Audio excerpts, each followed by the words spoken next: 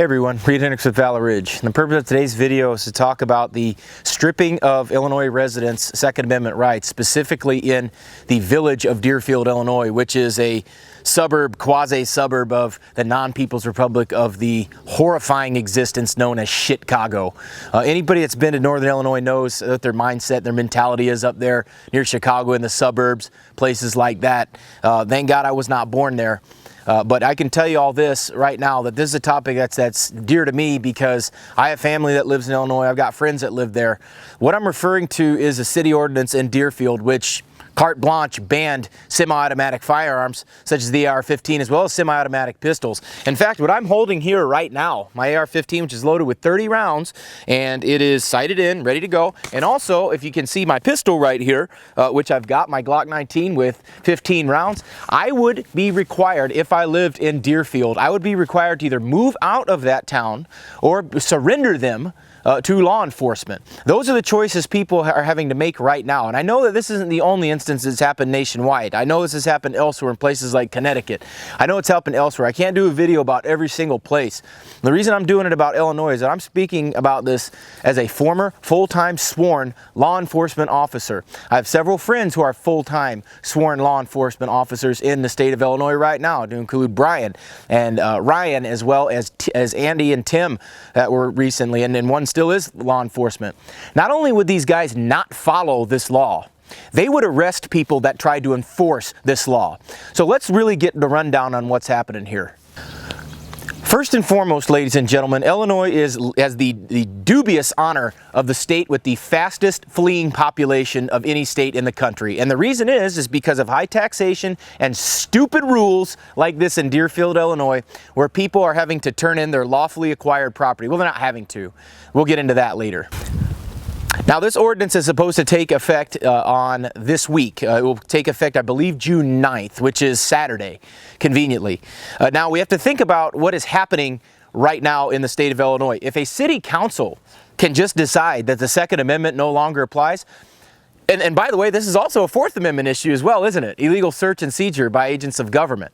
So now we have 1/5 of the Bill of Rights just absolutely abrogated, just stripped away completely carte blanche by a group of idiotic city council members. And I want you to understand, folks, if I had what I have on right now in the town of Deerfield, Illinois, that I would be fined $1,000 a day for not complying with this. I want you to think how asinine that truly is. People, adults, law-abiding citizens that had done nothing wrong but buy legal firearms in their state, already having to jump through every hoop Illinois makes them go through. A FOID card, firearms ownership ID card. Does it get more Gestapo than that? You know, you also think about the background. Obviously, everybody's got to go through background checks when they buy a firearm from an FFL. But in Illinois, they've got an extra kind of stupid. They've got a 1-day wait for long guns and a 3-day wait for pistols. Yeah, I'm sure the stalker is going to he's going to really honor that 3-day grace period for somebody trying to protect themselves. How stupid does it get? So while we're stripping the Bill of Rights away, why don't we just quarter troops inside somebody's house? Deerfield, let's mandate that you have to house all of the police officers at the citizens' expense in their own homes. Why don't we do that? And while we're at it, the whole right to speedy and fair trial, yeah, screw that, man. We don't need that either. Cruel and unusual punishment? Hell, let's just torture the hell out of them till they confess to where their guns are. As a matter of fact, let's go right down the Bill of Rights and just screw it up completely. Let's just get rid of it all, because you obviously don't understand how this works. So I guess this is a message more to the law enforcement up there in Deerfield than anything else, but it's also for the citizens. For the law enforcement up there, you don't have to follow this law. You took an oath to uphold and defend the Constitution, not Deerfield, Illinois city ordinances. So if you got to call in sick, or if you've got to start arresting fellow officers and start making pinches with that, then go ahead and do that too, because history's going to judge you on what you do.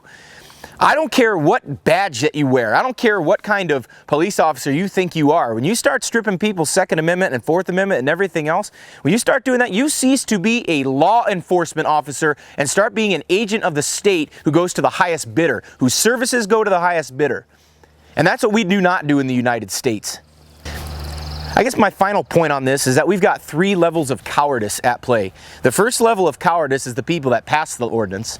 the City Council of Deerfield. You are all a bunch of cowards. For those of you, I don't know if anybody voted against it. If you did, congratulations. But those of you that voted for this ordinance, you are the special kind of coward.